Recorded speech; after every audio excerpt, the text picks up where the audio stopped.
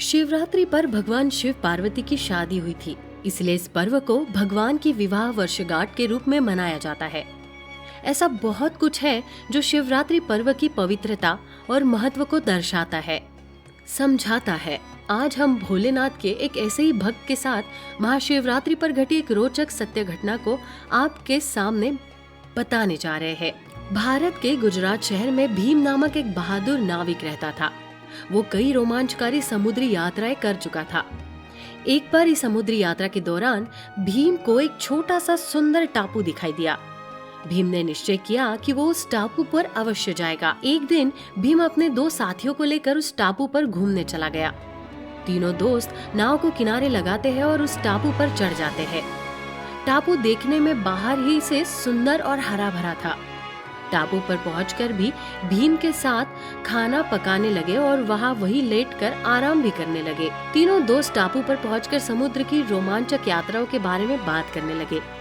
भीम भी अपने साथ घटी घटनाओं के बारे में बताने लगा और हर बार समुद्री यात्राओं पर अपने जीवन को बचाने का श्रेय शिव जी को दिया। तभी अचानक से भीम और उसके दोस्तों को एहसास हुआ कि टापू हिल रहा है। भीम और उसके दोस्त जब तक ये समझ पाते कि टापू समुद्र में डूबने लगा, भीम और दोस्त जल्दी से नाव में सवार हो जाते हैं और टापू से दूर जाने लगते हैं। लेकिन टापू की तरफ बढ़ रही समुद्र की बड़ी लहरों ने नाव को पलट दिया। भीम और उसके दोस्त समुद्र के लहरों के कारण नाव से दूर चले जाते हैं।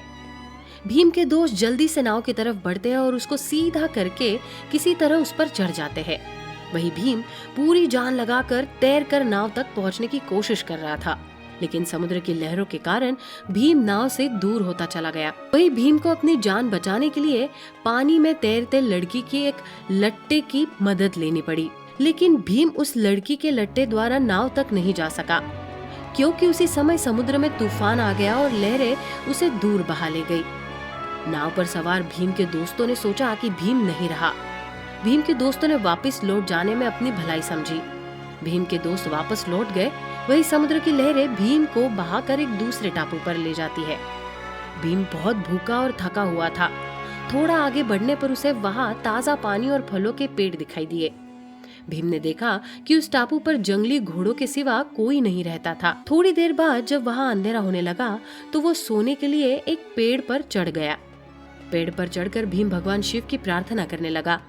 भीम को उस समय बस यही लग रहा था कि सिर्फ भगवान शिव ही उस अनजान टापू पर उसकी मदद कर सकते हैं। आधी रात हो गई और भीम को डर के मारे नींद नहीं आ रही थी। समुद्र की लहरों की आवाजें उसे कानों में बस सुनाई दे रही थी कि अचानक से भीम को बाजों और नगाड़ों की आवाज सुनाई दी।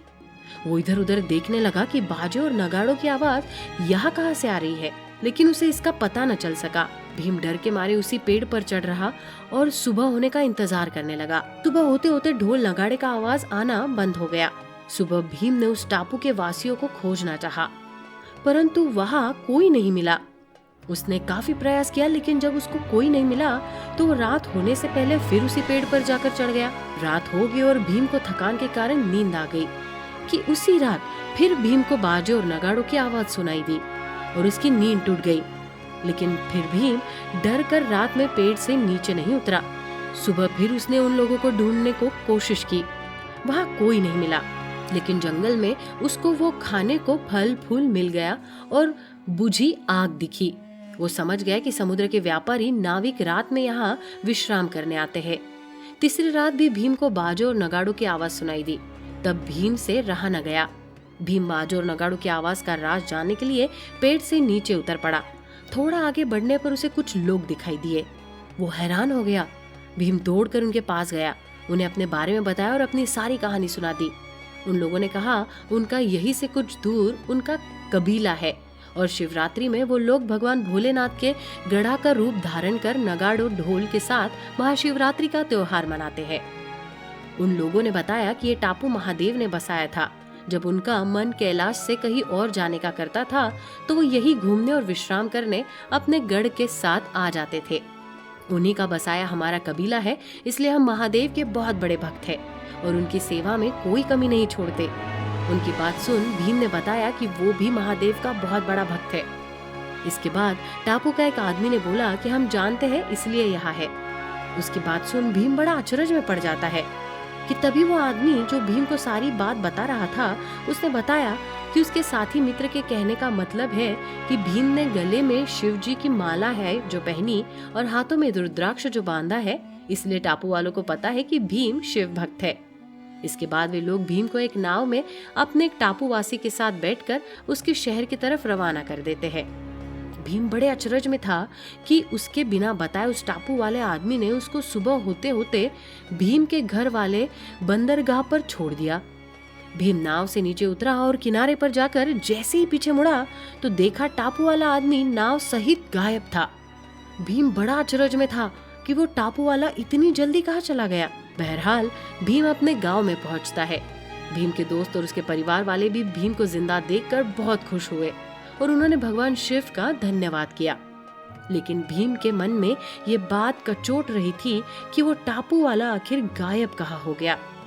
कुछ दिनों बाद भीम अपने उन्हीं दोस्तों के साथ उस टापू को खोजने निकल पड़ा। लेकिन जब टापू खोजते खोजते उस जगह पहुंचा तो उसको वहाँ कोई टापू नहीं दिखा। भीम को समझने में देर नहीं लगी कि उस रात भगवान शिव ने ही उसकी मदद के लिए अपने गढ़ को भेजा था। तो देखा आप लोगों ने कि भगवान शिव संकट में फंसे अपने भक्तों की कैसी मदद करते हैं। अगर आपको हमारा ये वीडियो पसंद आया हो तो इस वीडियो को लाइक करें और कमेंट बॉक्स में हर हर महादेव लिखना ना भूले।